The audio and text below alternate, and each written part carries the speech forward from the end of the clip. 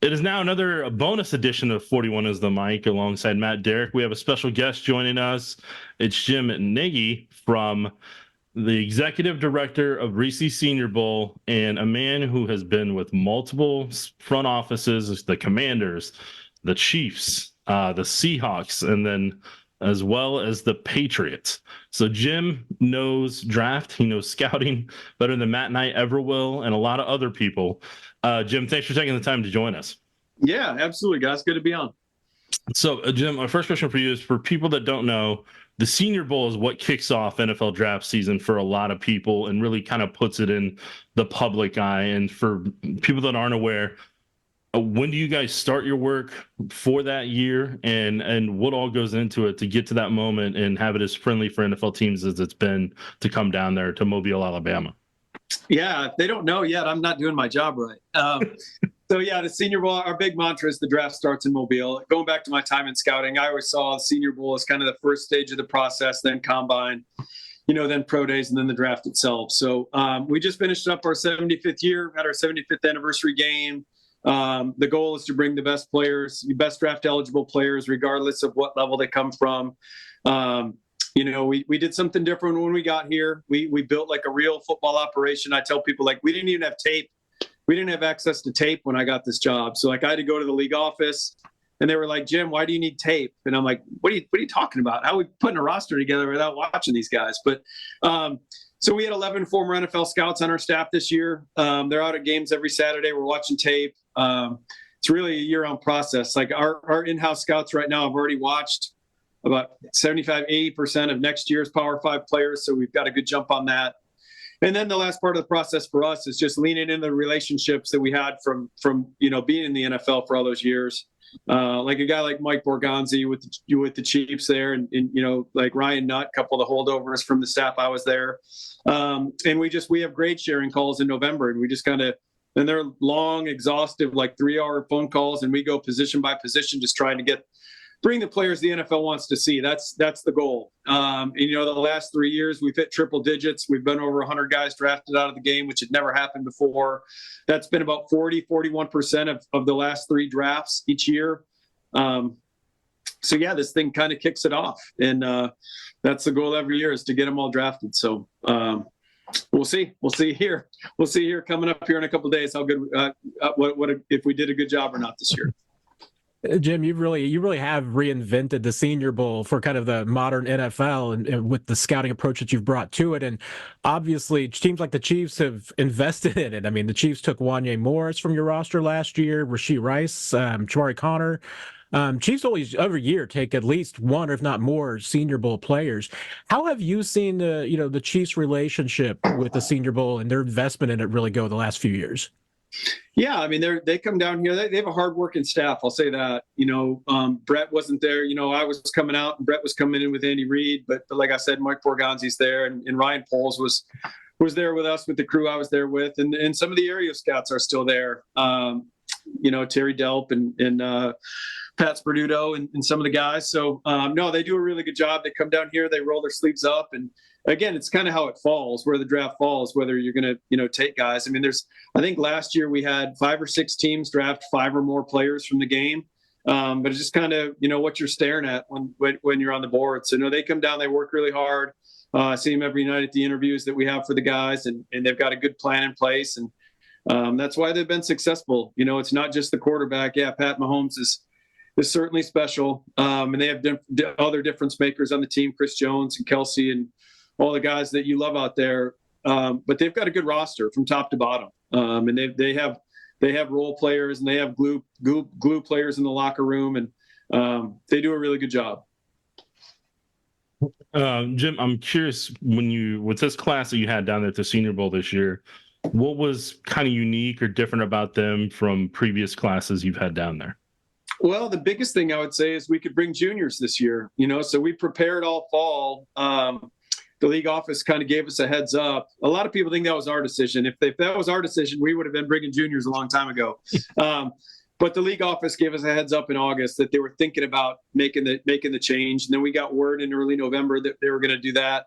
And it was great. We those guys were on the board. We stacked them accordingly. So we just kind of moved forward with our process. But I think we ended up with 17 or 18 juniors in the game, which really strengthened it. I think these were our best rosters. I think, we like I said, we've been at like 41%. I'm hoping we're closer to half the draft playing in the game this year. We'll see. But when you're taking 17 or 18 juniors that are top 100 draft picks in most cases, and then you're kind of lopping off the bottom of the seniors that were at the back end of the roster, it certainly helped. It helped. It helped the star power of the game. There's going to be a lot of guys going on in the first round. Guys like Jackson Powers Johnson, the center from Oregon. I mean, there's some good juniors in that crew. But I think you'll see most of them come off on day two. We've typically dominated day two of the draft. That's really our sweet spot. Rounds 2 and 3 is where most of our guys come off. So we'll see. I think that's the biggest difference, though, is the juniors. Yeah, Brett Veach, when we talked to him on Friday, mentioned that, this year's class, because of, he was pointing towards NIL. I'll bring COVID into it too, because it seems like there's so many, 5th year, 6th year seniors in this year's class that got the extra COVID eligibility. How valuable is it that, now that you're able to bring in juniors and you're able to bring in younger players to maybe get, younger players and not as many older players into the Senior Bowl? Yeah, I mean, it's shifting. You just have to look at the numbers. I want to say it peaked in 2019. There was close to 150 juniors come out. And this year, that number was under 60. We're somewhere in the 50s. So you're talking about roughly around 100 players, underclassmen that were entering the draft 4 years ago, that now are going back to school, which I think from like an overall big picture look at the draft, I think it's great for the players. They get another year they don't have to just come out and make a bad football decision. Like it used to be where, guys knew they were going to be a late round draft pick or even undrafted free agent, but they made the move because, again, some of these guys come from a really tough life circumstance. They're trying to keep the lights on and the water running. So they would just make the jump whether they were ready or not. Now the NFL is getting an older player, a more mature player, a guy that's ready to play. I think everyone's got to shift their models. All these analytics people have to shift their models a little bit. I don't think the age thing is nearly a concern for the league, for the teams in the league than it is for, some of these people that have dove into the analytics. It's changed in 2 years. And the thing I would say to push back against some of that stuff is these guys keep themselves in great shape. I mean, this isn't back in the day where guys like took the offseason and just took their foot off the gas. These guys, you're seeing them come back for the offseason program now. They're bigger, they're stronger. They look better. They really use their offseason well. So these guys are playing in their mid-30s. And if you're a team, all you're looking for is to get 2 contracts out of a player. So if he's a 23, 24, 25-year-old rookie and you get, 7 years, 8 years out of the guy and he's 32, 33, that's all you can really ask out of a draft pick. So, I think it's helped. From a team's standpoint, these guys are just more developed. And what it's going to do to this year's draft, and we saw it here at the Senior Bowl. It's hurt day 3. I think rounds 1 through 4 as strong as they've ever been. I think this is going to be the best rounds 1 through 4 draft we've seen in a long, long time. But for us, I know day 3 got wiped out. Like when we had players either get injured in a bowl game or during they get hurt during training. They're running drills and they're popping quads and hamstrings and whatnot. Then we got to go back in January and backfill the roster. Those guys were gone. Those guys that either went in the portal and taken big money or went back to their own school for big money. So at that point, I can't call the head coach and say, "Hey, we want your running back." So then we were moving down to guys that we had fringe draftable grades on. So I think I would not want to be a team right now with a bunch of day 3 picks in this year's draft. I'd be trying to unload those things. I think next year's day 3 is going to be loaded, because next year is the last year of this extra COVID year, which you brought up. So it's definitely made for some different dynamics when it comes to the draft and kind of the overall depth. So Jim, with the Chiefs fans up here, they're obviously 2 positions that they're keeping tabs on 24/7 is offensive tackle and wide receiver. Who down there at the Senior Bowl do you feel kind of maybe fit what the Chiefs may need on their roster? Well, it's a good year to need what they need. Those are 2 loaded positions. I think, if I were them, and I've had this conversation about the Chiefs, people have asked me about them, I would probably target tackle first, because I think you're going to be able to get a really good wide receiver, an immediate contributor at wideout like they did with Rashid last year. I think you're going to be able to get those guys well into the 2nd and 3rd round. I think the tackle thing will probably there'll probably be a run on tackles early, and you'll see that thing dry up in the beginning of the second.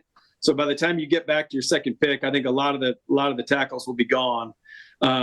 You'll still get some good players, but maybe not as high end of a player. So you'll probably be staring at like Tyler Guyton from Oklahoma will probably be there. Wanye's former teammate. To me, I think he's the most athletic tackle in the draft. I think, he might maybe not be as NFL ready as a Joe Alt, but when you talk in terms of ceiling, I don't think there's anyone that moves like this guy. I think he's different. I felt like that going back to last summer. Kingsley Suamatia from BYU, Jordan Morgan from Arizona. We had Taliese Fuaga from Oregon State. He's going to be long gone by the time you guys pick. He would have been a good one. But Roger Rosengarten is a name that's really moved up. The other tackle from Washington who played opposite Troy Fatanu, who had a great week down here. So he might be in range there. I'm seeing some mock draft stuff where he's going there. So it's a good problem to have. I mean, those are two really good need areas that match out with the strengths of the draft. Jim, you had several, players with local ties from, Kansas City area who were down there. Particularly, a couple that stand out to me are going to be Darius Robinson from Missouri and Austin Booker from Kansas. Darius seems like a good example of what you were talking about earlier, a guy who went back to school, could have come out last year, thought about it, but probably would have been a mid-round pick. Has goods obviously last year, but really stood out at the Senior Bowl in the practices and really seemed to make a name for himself. Yeah, he had a dominant week. I think Pro Football Focus had him as like the top highest graded defensive lineman since they've been grading Senior Bowl players whenever they started doing that. It was a long time ago. Darius took full advantage. I saw him at SEC Media Days, and he point blank asked me why he didn't get a Senior Bowl invite the year before. And I love the way he asked. It wasn't, and I'm not going to convey it right, and I forget exactly how he said it, but it was very inquisitive. Like he was curious. He wanted to know, like, what can I work on? And I told him, I said, man, I just rewatched your tape. We probably should offer you, but we had a 5th round grade on him last year. So he fell kind of below the line for where we cut at defensive line last year. Yeah, he had a monster year. You love his versatility. You love his length. Again, dominant week down here. Then he goes to the combine, does some really good things. He's just a really versatile football player. And I love how he's wired. I believe in the guy, what he's all about. I think that's why you make your mistakes as teams. I mean, going back over my time in the league, why I missed on players and the teams I worked for, it just wasn't the right guy. And that's the hardest part. You can watch the tape, and that's really the easier part. It's figuring out we're all human beings, right? Like, think about you on a daily basis. Like, you change. I mean, things happen in your life. So, Darius is a really cool example of a guy that came down here and took full advantage. And then Austin Booker is a guy that, again, I think his best football is way ahead of him. If you were poking holes in Austin, is that he doesn't have, there's not a huge body of work on tape. What you liked when you saw him was the athlete and the length. But, he was kind of a bulk deficient, strength deficient player. And he's packed on a lot of good weight during the process. He's got himself to 250 pounds, which I think he played in the high 230s at Kansas this year. And then what you saw on tape, there was like 3 reps in a row during one period here in the Senior Bowl. And it wasn't the one-on-one stuff. It's not the stuff that a lot of people see. It was a team period where he walked, I think it was Jordan Morgan, 2 reps in a row. And I forget who the other tackle was, but really showed natural power where he got extension on the tackle and walked him back to the lap of the quarterback.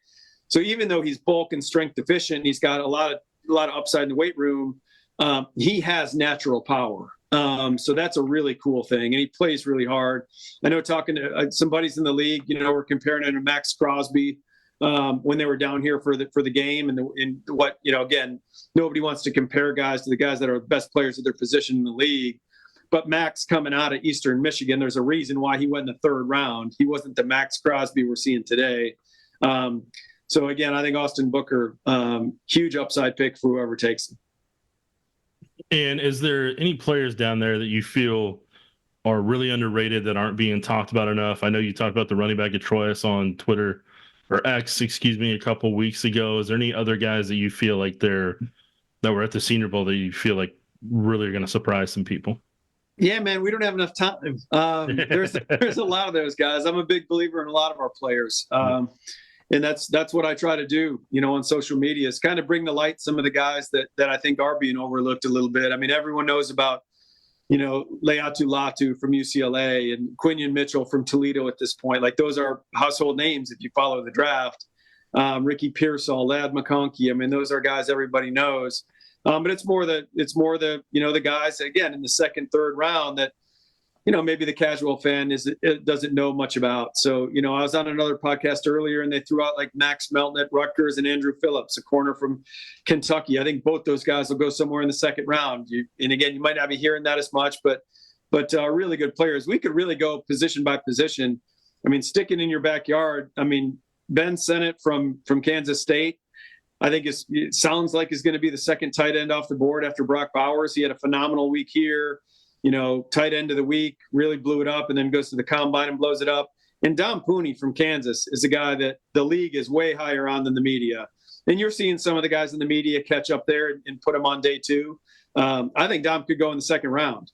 I think in my opinion, there's only two linemen in this draft that could play all five spots, and it's Dominic Pooney and Graham Barton from Duke. Last year, I thought that guy was Cody Mauch from North Dakota State. Who the Bucs took in the second round, and they're fired up about his future. I think Dom Pooney's going to make some team really happy when we get to Friday night.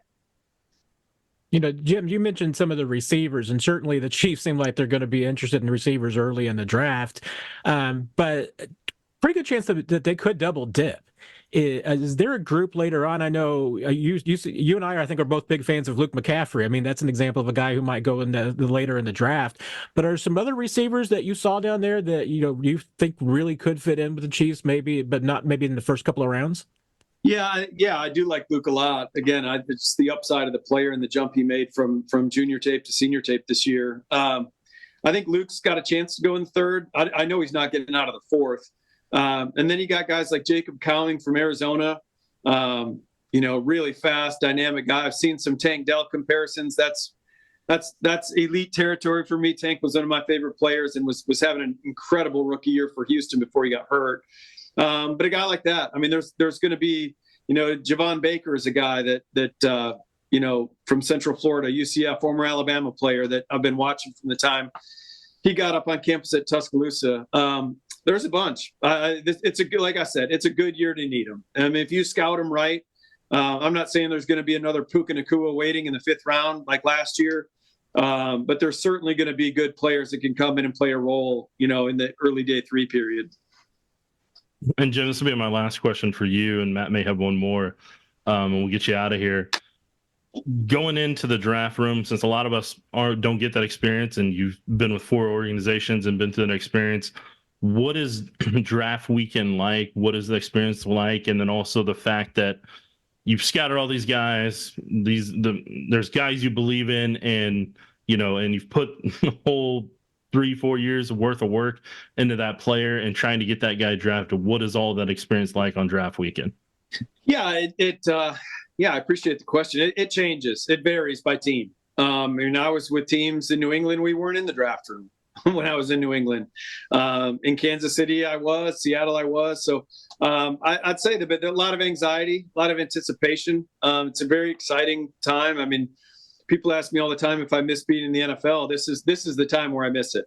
April, the strategy part of the draft, when you're really trying to figure out what you're doing at each spot and targeting certain players and ranges. That's the really fun stuff. So I miss that. But yeah, it's the anticipation, and I say, from like a scout's perspective, yeah, you've got a handful of guys you really want to be Chiefs. If you work for the Kansas City Chiefs, you want those guys to be Chiefs because you've put in the work, you believe in them, and hopefully you feel like you've done a good enough job of presenting the case. Because let's face it, that's what draft meetings are. You're partly an attorney. Like you're building a case for a player and trying to sell that player. So I used to feel like if we didn't end up with some of my guys, maybe I didn't do a good enough job of presenting the player. But no, there's only, sometimes you only have 7 or 8 picks and the board doesn't fall your way. Like when I talk to my buddies that are on the league right now, that's the only thing I say to them. Like, hope it falls your way this weekend, because some of it's just, you'll have it scouted right and you have your board set, and then you'll have, the board will come off exactly how your team has it. And you're like, man, like you're hoping there's some variance how these guys come off as opposed to the board you're staring at in the draft room. So, yeah, man, it's a really fun time. And then you just got to get on board with whoever, if you're a Chief scout, whoever Brett Veach and Andy Reid take, those are your guys, whether, you loved them in the fall or through the process or not, they're Chiefs now. Right. So you got to get on board with the pick and support the pick and hope the coaching staff and the building does a good job developing those guys. Yeah, Jim, my last question. I kind of want to know what your week is like. I know the next few days, I'm sure you have a lot of interviews that you're doing talking about the draft. But once the draft gets underway, how do you experience it? Especially since I'm sure you're rooting for all your guys to get taken early. Yeah, it's different. It's certainly different, but it's a lot of fun. You don't have to wait around for a handful of picks, and you're on the clock every time. One of our guys can go. So again, and I say that it's important. I mean, I think what we lose sight of in this whole thing is that this whole process, although it's entertainment for us, right? And I stoke that fire as much as I can with the Senior Bowl. Like at the end of the day, this is a huge job interview for these players, and it's the realization of their dreams. Like they've put so much sacrifice, and their families and, friends and coaches have poured so much into these players. This is it. Like, this is the realization. So I love that part, man. I'm probably closer to the players now in this role than I was working for a team. So I love seeing these guys live it out. So I'm going to be going up to Detroit here in a couple of days and doing some stuff with NFL Network. And I think I'm doing day 3 of the draft on Sirius Radio. Because who knows these day 3 guys more than us? I mean, that's all we spend our time on is evaluating these guys. So it's gonna be fun. It's gonna be a lot of fun. Look forward to seeing where these guys go. Doing a lot of this media stuff. Again, just getting the Senior Bowl name out there and doing the best we can to promote the game and promote our players. And it's a lot of fun. It's a lot of fun. I know Chiefs fans would be disappointed if we didn't ask, who do you have in mind for the Chiefs at 32? Because that's the question every Chiefs fan's asking media or them or their friends or whoever. Who would you take at 32 for the Chiefs, or names you have in mind for that? No, man, that's unfair. Those other people you're asking don't have the investment I have in some of these players, man, and them and their agents. I gotta try to keep a lot of people happy, but hopefully they take one of our guys, man. I love reasons to put on the TV and watch Chiefs football, But no, I mean, I think if you're going wide receiver, a couple of the names I brought up, I think Ladd McConkey or Ricky Pearsall both would look great in Chiefs uniforms. Both guys can play inside, outside. They're both, mature guys. They'll get up to speed quick. They're both smart. They're both tough. I would love to see what Mahomes could make out of those two guys. That would be fun. And if they go tackle, I mean, like I said, there's a lot of different guys. Do they want to go with like what it's going to be in 3 years? I think, if Guyton's still there, I think he might be gone. But again, my sleeper pick might be Rosengarten, man. I'm a big believer. Like he repped on the left side a lot down here in Mobile, which you never saw him do on the UW tape. And I just thought he's had a really good process in getting to know Roger. Like I'm a big believer in the person. So I think that could be a fun one too. All right, Jim, you made a lot of Chiefs fans happy with that one. So I just want you to know that as from your experience up here, Chiefs Kingdom is very happy right now, being able to get your name so they can pencil them in with their buddies. Jim, thank you very much for taking the time to join us. I know you got to get out of here. You have an insanely busy week ahead of you. So thank you very much for joining us. Yeah, thank you guys. It's always fun talking Chiefs. So thanks for having me on. All right, thank you. Appreciate you, Jim. Take care.